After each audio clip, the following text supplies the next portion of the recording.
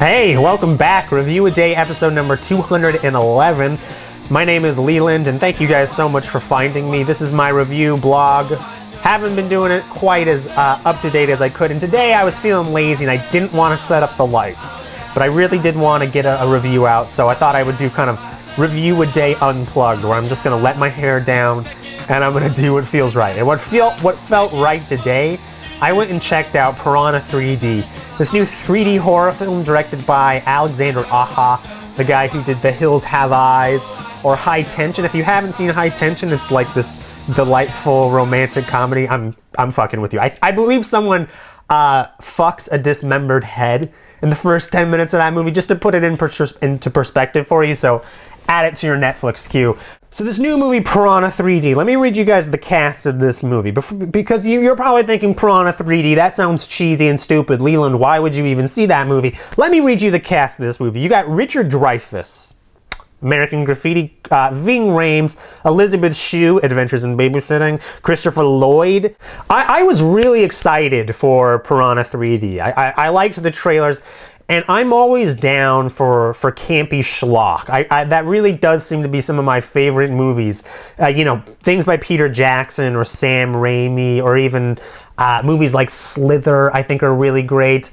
I was really interested to see this movie, but I was interested because Alexander Aja really doesn't seem like a fun director. High Tension was not very fun, and neither was The Hills Have Eyes. He also did that flick Mirrors.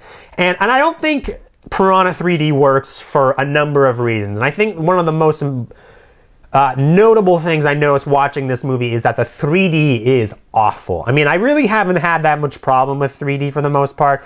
I think it is a hacky gimmick, and I do think Piranha 3D is a worse movie for being in 3D, but I think the main reason it really shits on this movie is because so much of Piranha 3D takes place underwater in these dark, murky waters. And if there was like a list of things I would think would look awful in 3D, it would be dark underwater footage.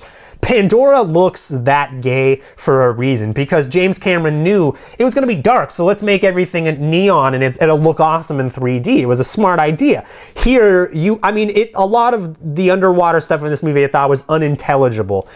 And as long as I'm talking about the 3D and what I couldn't see, I hate CG gore. There is nothing rad about CG gore, and it's impossible for me to be scared by CG little shrimpy sharks swimming around underwater, because they're so clearly not real. Like, there's no weight to them. There's really not a lot there. And I hate anytime they're doing CG when they're doing gore via CG. I want prosthetics. I want you dumping buckets of blood on people. I'm surprised I didn't like Piranha 3D, because there's a lot of gore. There's boobs. There's funny actors in it. I don't think the movie knows what it is, and I don't think the gore in this movie is fun. I don't think this movie's fun at all, really. I think a lot of the gore in this movie takes place at a spring break party setting, where you see like hundreds of people getting annihilated. I was sitting there thinking, like, I should be fucking loving this. This is my wheelhouse.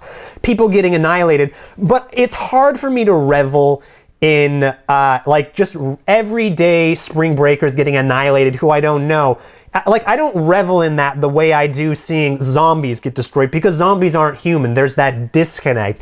Or I don't even think I think the Final Destination movies get away with it a little bit, because they make their teenagers really obnoxious and you kind of just want to see them get picked off. Like in this movie, I really wanted to see Jerry O'Connell get his, because he's like the owner of Girls Gone Wild. And who doesn't want to see the owner of Girls Gone Wild get completely ripped apart? Like, that would be awesome.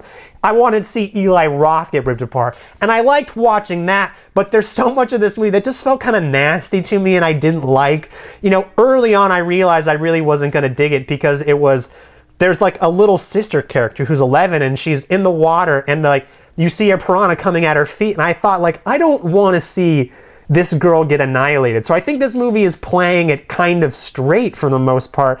And on a scale of 1 to 10, of like maybe 10 being like a Dead Alive or a Tokyo Gore Police, I would say Piranha 3D is like a 5. I mean, this movie needed to be a 12. This movie needed to be so ridiculous and over the top.